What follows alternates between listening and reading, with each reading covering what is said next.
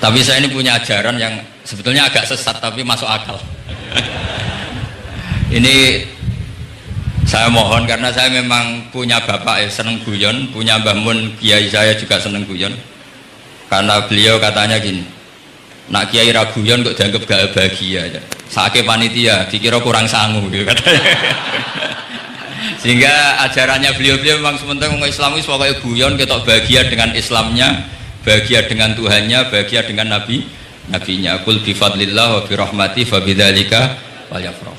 Lah bahagia paling gampang ekspresinya nggih guyon niku. Ngetokno di Alphard dadak repot. Ngetokno di dhuwit akeh ya dadak repot. Nak guyon nak murah nggih. Itu beberapa sahabat itu saking cintanya Nabi. Itu cara berpikir kayak teman saya itu sering nasihatin saya, Gus, aja soleh nemen-nemen, engkau nak ning swarga mari bareng Mbah Mun sungkan katanya. Jadi kalau terlalu soleh kan surganya sama guru-guru kita, kan ndak enak itu. Kalian kalau di surga kan nggak kebayang, mesti polanya kayak apa gitu. Lama punya istri tidak cantik, di sana apa? Cantik. Nah itu kalau jejer guru kan sungkan. Jadi makanya kata teman saya soleh pas-pasan ya Gus, ben swarga ini nggak sama siapa Mbah Mun katanya, sungkan katanya. Nah ternyata pikiran itu juga ada di sahabat. Ya Rasulullah, saya puas-puaskan melihat engkau di surga. Kenapa? Saya tidak mesti masuk surga. Kalaupun di surga beda kelas dengan jenengan. Jadi para sahabat ya sadar, kalaupun di surga beda kelas dengan jenengan. Tapi pelajaran yang kita bisa terima adalah bahwa semuanya itu harus ada amal kita, sehingga Nabi ngendikan fa'inni ala nafsika bikasrotis sujud, maka tolonglah saya untuk mengabulkan permintaan kamu dengan memperbanyak apa? Sujud. Saya akhir-akhir ini sering kampanye tentang sujud. Caranya gimana? Ini sekaligus untuk anak-anak PSG utamanya, karena yang mengkaji Quran. Kata ulama, mentahbib ya, menyenangkan orang kepada Allah itu butuh bayinah. Bayinah itu logika yang kebenarannya itu cara Jawa itu jelas welo-welo, sangat jelas. Namanya al-bayinah. Saya ulang lagi ya, namanya apa? Al-bayinah. Sehingga dengan logika itu orang yang kafir saja menjadi mukmin, yang fasik menjadi soleh.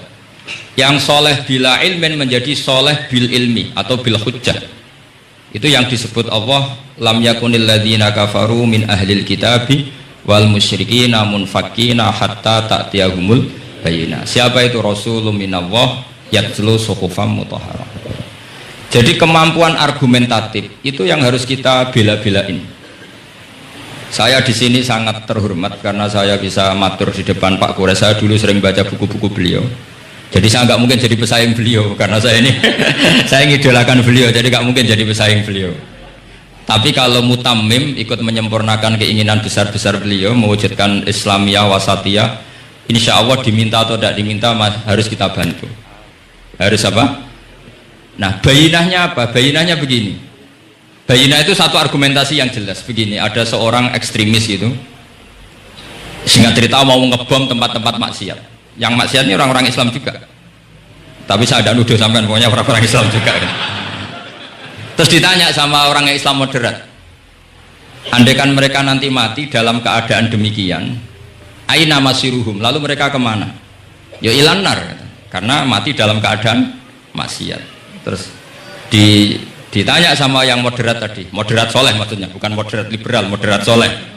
Karena orang kadang salah paham, moderat itu pikirannya terus liberal, tidak, moderat soleh.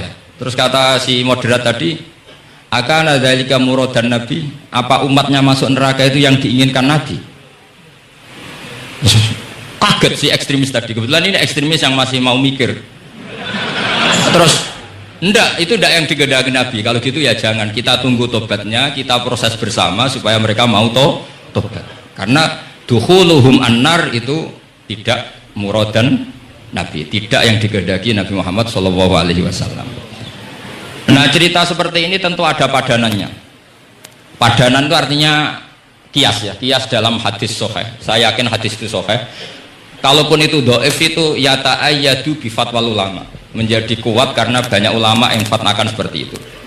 Saya pastikan itu diriwayatkan Qadhi Iyad dalam kitab Asy-Syifa, juga diriwayatkan Ihya, juga diriwayatkan di Hayatus Sahabah. Di situ ada sekian sanad sing yuqawi ba'duhu ba'da. Kenapa ini saya utarakan? Karena di kota itu sanggerono hadis itu takokno sahih ta ora. Kadang sing takok ya ndak paham itu. Maca kitab ra iso kok takok sahih ta ora. Yang ditanya juga aneh. Terus berusaha jawab. Padahal kadang ya tidak bisa juga. Jadi di hadis itu ada penjelasan begini. Ada seorang Arabi itu orang Bedui, orang yang kurang peradaban, minta sesuatu pada Rasulullah SAW. Karena Nabi itu tidak orang kaya, Nabi tidak jutawan, tidak hartawan, dikasih. Mungkin kalau uang sekarang mungkin 50.000 atau berapa. Orang itu gerutu senggerutu-gerutunya. Nabi kok pelit gitu, kira-kira seperti itu. Akhirnya sahabat ini merasa tidak nyaman, ingin, karena ini Arab ya, ingin mengadili ini. Saya membahasakan mengadili itu ya ada Arabnya, karena kadang ada riwayat misalnya fahamma ayyadribuhu, nanti juga repot, ayyaqtuluhu juga repot. Makanya kalau ke Jawa itu kadang maknani bahasa Arab itu bingung. Dan memang baik bingung daripada enggak bingung. Karena kalau yang enggak bingung itu keliru pede. Misalnya jika istri kamu agak rewel, itu begini-begini. Terus ada kalimat wadribuhun, maka pukullah. Itu kalau orang nggak bingung langsung diterjemah mukullah, nanti dilaporkan Komnas HAM gitu. Tapi kalau yang bingung itu akhirnya tatalluk mencari-cari. Ternyata di semua tafsir disebut dorban ghairu mubarrihin, yang mukul tapi yang tidak menyakiti. Jadi kekeliruan itu pasti dimulai orang-orang yang nggak bingung. Jadi ilmunya nggak cukup, akhirnya nggak bingung. Bingung itu penting. Loh betul. Nggak ada orang alim kecuali dari bingung. Karena orang alim itu nggak bisa pede. Karena referensinya banyak, kemungkinannya banyak. Sehingga mesti pikiran pertama kalau ada lafadz ini maknawi apa lafzi. Ini mahmul apa enggak? Ini mansuh enggak? Ini muqayyad mutlak enggak? Ini sekaligus jadi pusat studi Quran, jadi supaya teman-teman memang seperti itu. Kata wadribuhun, maka pukullah. Saya masih ingat betul ketika Pak Quraisy menulis di Membumikan Al-Quran tentang alak. Itu kalau orang ahli embriologi dimaknani alak segumpal darah itu mesti tertawa-tawa, karena nggak ada dalam proses embriologi orang lewat proses segumpal apa? Darah. Tapi kalau alak itu madatul kalimah dari kata aliko ya'liku alakon, sesuatu yang menempel, jadi zigot yang berhasil menempel di dinding rahim itu yang jadi anak. Itu yang normal saja, memang itu terjadi. Ya barokahnya bingung tadi. Atau alak dimaknani segumpal darah tapi min haitsul jinsiyah. Artinya haitsul jinsiyah itu sejenis ini. Jadi bukan di proses embriologinya tapi di jenisnya, supaya orang tidak sombong diistilahkan min alak, tapi maknanya min jinsil alak, bukan alaknya tapi jenis alak. Itu kayak Abu Bakar itu kalau sedang bully manusia yang sombong-sombong itu, kamu kok sombong, kamu itu keluar min makhrajil bauli marroten gitu.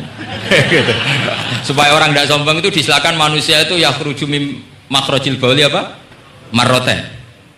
Kan kamu keluar dari makhrajil bauli berapa? 2 kali kan? Minar rojul lewat penis, terus nanti lahir juga lewat min makhrajil baul.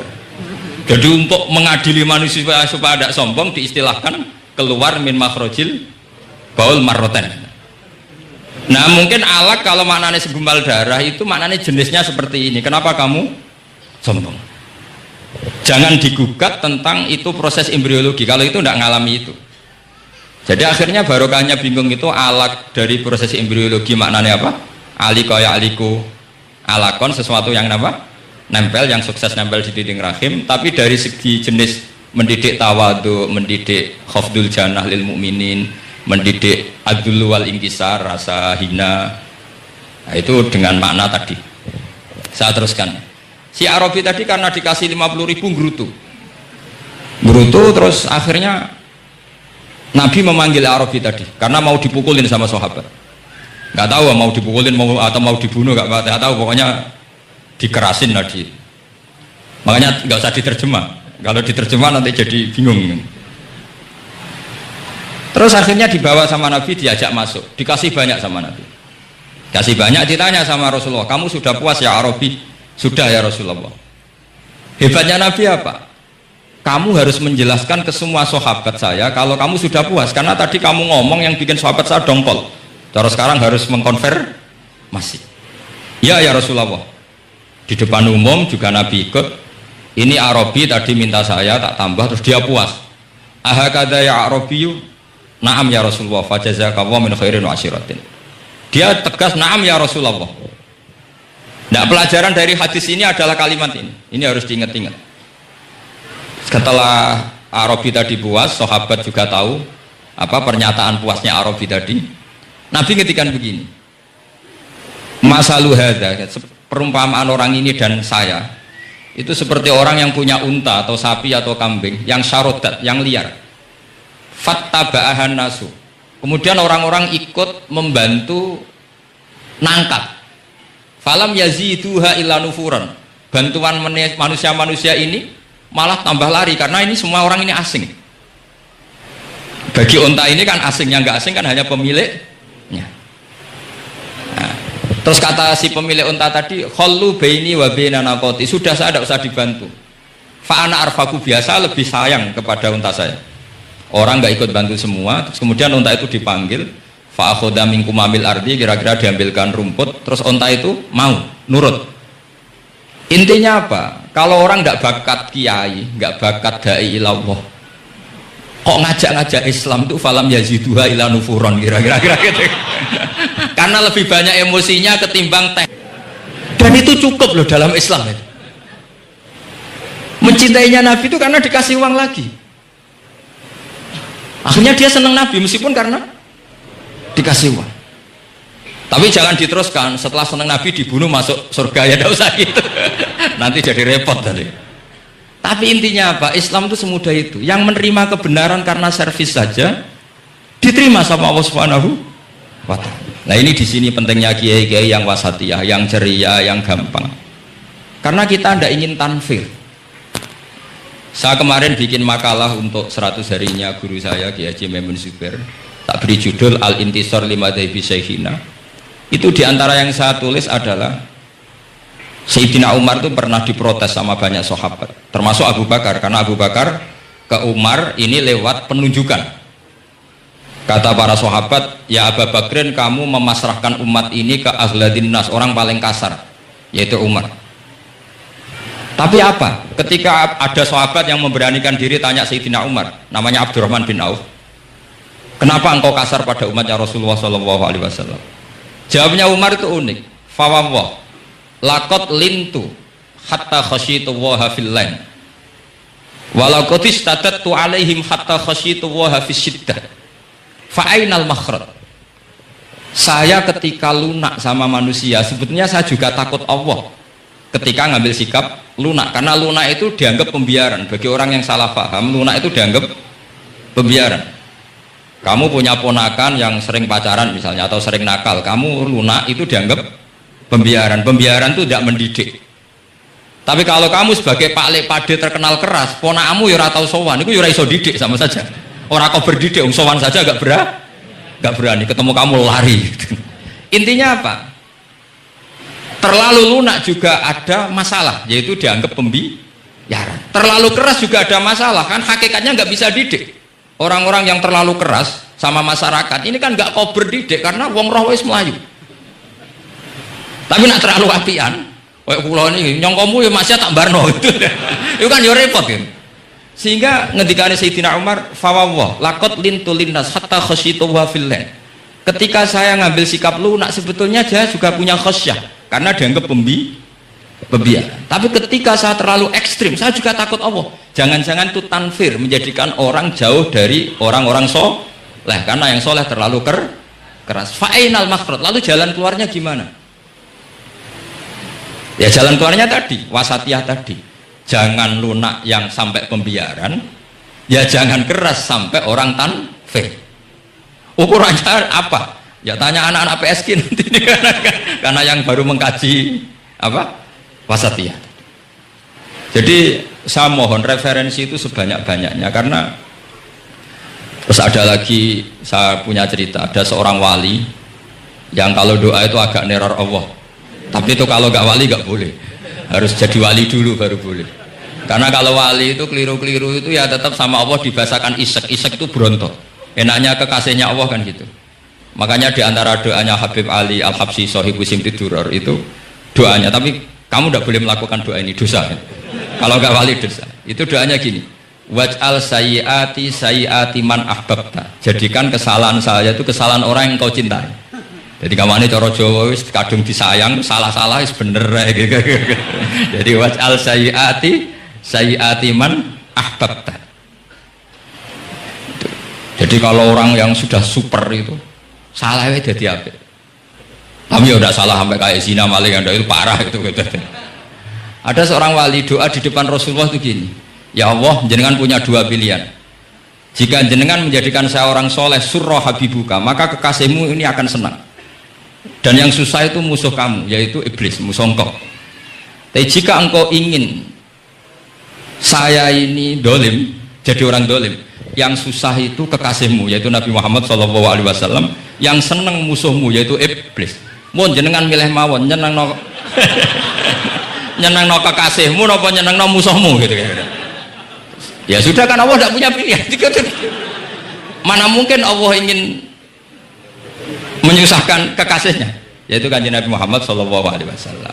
Sama, semua ulama tidak ingin umatnya Nabi matu khinal maksiyah, mati dalam keadaan maksiat. Maka kita berusaha semaksimal mungkin. Semoga mereka tobat. Semua Quran itu la'allahum yarji'un, la'allahum yantahun. Diharapkan mereka Allah yang Tuhan saja, yang al-ghaniyul mutlak, Allah yang al-jabbar al-qahhar saja sama orang-orang yang asrafu ala anfusi masih dipanggil-panggil wa anibu ila rabbikum wa aslimu lah. Allah yang Tuhan saja memanggil yang sedang di luar dipanggil masuk. Masa kita gara-gara soleh yang over, yang sudah di dalam mau dikeluarin? Itu kan apa-apaan itu. Makanya ini pasti tak dukung Islam Wasatiyah. Jadi saya dukung itu bihujjatin, bukan karena saya hormat Pak Kores orang sepuh, itu enggak. Memang bihujjatin. Kalau soal dukung karena orang sepuh itu etika, apa? Etika. Tentu saya lakukan itu, pasti saya lakukan karena itu etika.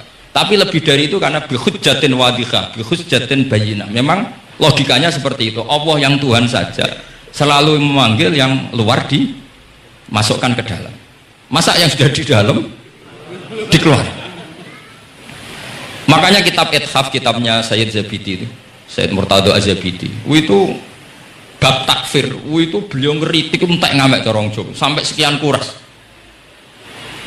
Sampai beliau mengutip fa innal imama la ayyukhti afil afi khairun min ayyukhti afil uqubah.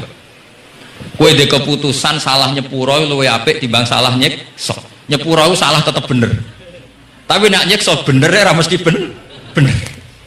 Fa innal imam la ayyukhti afil afi khairun min ayyukhti afil uqubah. Sehingga beliau terus hampir sekian kuras. Coba hadis di Muslim, di Sahih Muslim itu Usamah ya. Kalau di Sahih Muslim itu rawinya disebut Usamah bin Zaid. Tapi di beberapa riwayat ada yang menyebut itu tidak Usamah. Sehingga banyak syarah mengatakan itu ta'addudul waqi'ah. Memang kejadiannya dialami sekian sahabat.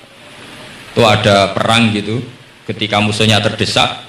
Padahal musuh ini sudah memotong sekian tangan sahabat, ada yang sudah pernah baca sahabat. Ketika terdesak dia mengatakan la ilaha illallah Muhammadur. Singkat cerita oleh Usamah tetap ditusuk sampai mati. Tapi sama Rasulullah ketika lapor, kamu membunuh setelah mengucapkan la ilaha illallah ya Usamah? Iya. Tapi innama qolaha muta'awwidan, dia mengatakan kalimat itu karena muta'awwidan, nyari perlindungan saja. Afala syaqaqta an batni, afala syaqaqta an qalbi. Sudah kamu lihat di dadanya kalau dia betul-betul ngomong karena mutawi dan jangan-jangan karena iman betul. Terus memangnya ketika kamu iman, orang-orang sahabat itu rata-rata kan pernah kafir. Memangnya ketika kamu iman tak curigai kan? Enggak gitu. Langsung saya terima, kenapa ini main curiga kira-kira sampai seperti itu saktinya kalimat la ilaha. Jadi kalaupun diomongkan muta'awidan saja tetap sah. Meskipun ngomongnya hanya untuk perlindungan dari apa? Sef, dari pedang. Malah ada riwayat lain yang menyebutkan itu udah Usamah di tafsir Qurtubi itu yang ya ayyuhalladzina amanu idza darabtum fi sabilillahi apa fatabayyanu wala taqulu liman alqa ilaikumus salama lasta mu'mina. Itu kalau di riwayat Qurtubi lebih ekstrim lagi. Si orang tadi tidak Usamah, jelas pastikan itu tidak Usamah, ada yang lain tidak Usamah. Itu bantah Nabi.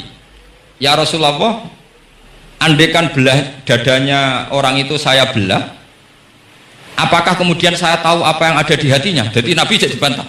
Ya rodok khawarid.